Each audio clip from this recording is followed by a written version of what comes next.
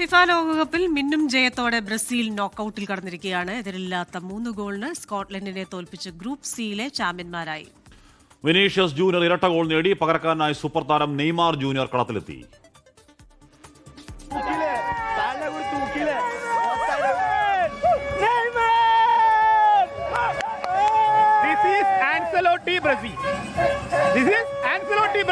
നമ്മൾ ചെക്കനറി കണ്ട് സന്തോഷം വേറെ ഒന്നുമില്ലേലും കൂടുതൽ.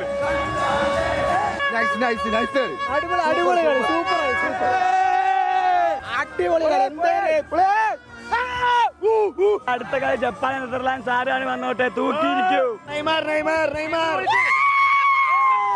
സ്കോട്ട്ലൻഡ് അത്ര അറ്റാക്കിംഗ് അല്ലായിരുന്നു, പക്ഷേ ഗെയിം നല്ലോണം ഇമ്പ്രൂവ് ആയിട്ടുണ്ട്.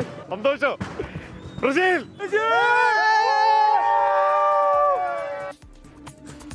2-നെതിരെ 4 ഗോളുകൾക്ക് ഹെയ്ത്തിയെ തോൽപ്പിച്ച മൊറോക്കോയും റൗണ്ട് ഓഫ് 32-ലെത്തി. അനിൽ വാസുദേവൻ ചേരുന്നു സ്പോർട്സ് ഡെസ്കിൽ നിന്നും, വേൾഡ് കപ്പ് ഡെസ്കിൽ നിന്നും ഏറ്റവും പുതിയ വിവരങ്ങളുമായി. ആദ്യം അനിൽ, ഗുഡ് മോർണിംഗ്.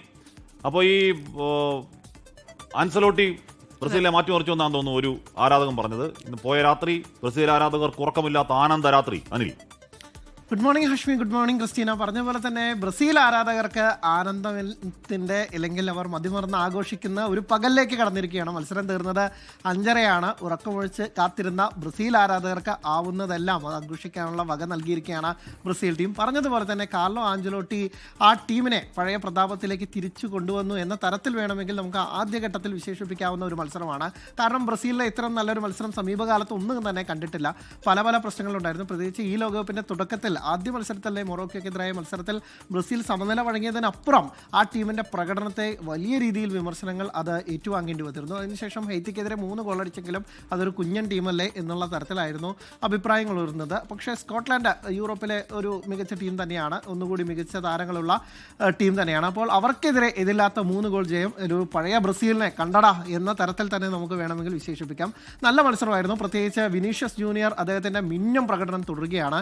നേരത്തെ ക്ലബിന് വേണ്ടി റയൽ മാഡ്രിഡിന് വേണ്ടി മാത്രമേ കളിക്കുന്നുള്ളൂ എന്ന തരത്തിലുള്ള വിമർശനങ്ങൾക്കപ്പുറം അതൊക്കെ തന്നെ മാറ്റിമറിച്ചുകൊണ്ട് രാജ്യത്തിനായി മികച്ച പ്രകടനം കാഴ്ചവെക്കുന്ന വിനീഷ്യസ് ജൂനിയറെ കാണാനായി തുടർച്ചയായ 3-ാം മത്സരത്തിലും ഗോൾ സ്കോർ ചെയ്തിരിക്കുകയാണ് വിനീഷ്യസ് ജൂനിയർ. ആദ്യ 2 മത്സരങ്ങളിൽ ഓരോ ഗോൾ വീതമെങ്കിൽ ഈ മത്സരത്തിൽ ഇരട്ട പ്രഹരമാണ് വിനീഷ്യസ് ജൂനിയറിൽ നിന്ന് ഉണ്ടായത്. ആദ്യം ഒരു നല്ല ക്ലാസി ഫിനിഷ്, അതിന് പിന്നാലെ തന്നെ ഒരു തകർപ്പൻ ഹെഡർ.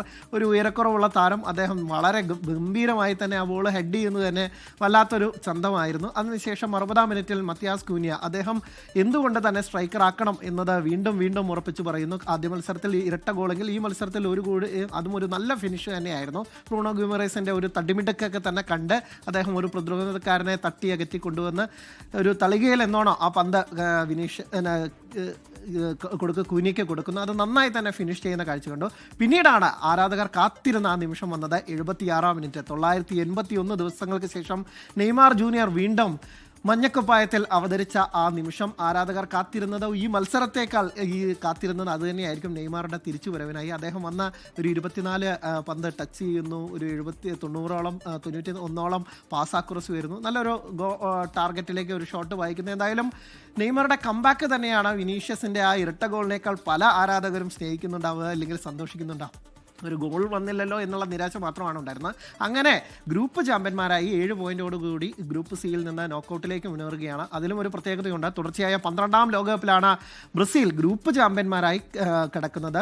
1966 ശേഷം ഇന്നേ വരെ അവർ ഗ്രൂപ്പ് ഘട്ടത്തിൽ പുറത്തായിട്ടില്ല.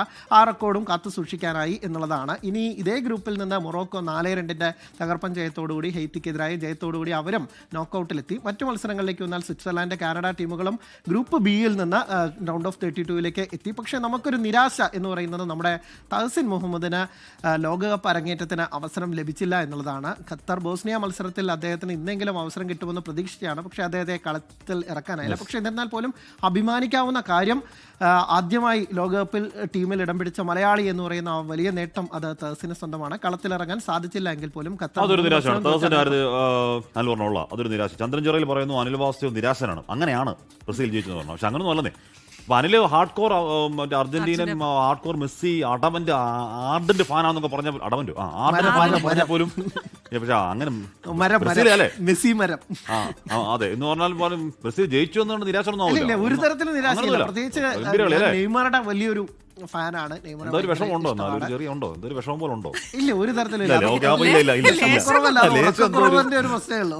ലേശം എന്തോ ഒരു ഉള്ളിലൊരു എന്തോ ഒരു വേദന പോലെ. അല്ല, എനിക്ക് Actually, തോന്നുന്നു ബ്രസീലിന്റെ ചിലപ്പോ കളി ബ്രസീൽ തിരിച്ചു വരണം എന്ന് വലിയ രീതിയിൽ ആഗ്രഹിക്കുന്ന ഒരു ഫുട്ബോൾ ഫാനാണ്. ഓ ആയിക്കോട്ടെ, ആയിക്കോട്ടെ, ഓക്കെ.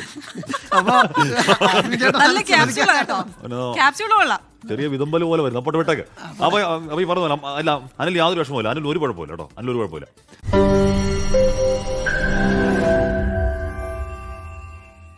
ലോകത്തെവിടെയായാലും ഏത് സമയത്തും 24 വാർത്തകളും ഓഗ്മെന്റഡ് റിയാലിറ്റി പാക്കേജുകളും എക്സ്പ്ലെയിനറുകളും വിശദമായി കാണാൻ ഞങ്ങളുടെ യൂട്യൂബ് ചാനൽ നിങ്ങൾക്ക് സബ്സ്ക്രൈബ് ചെയ്യാം.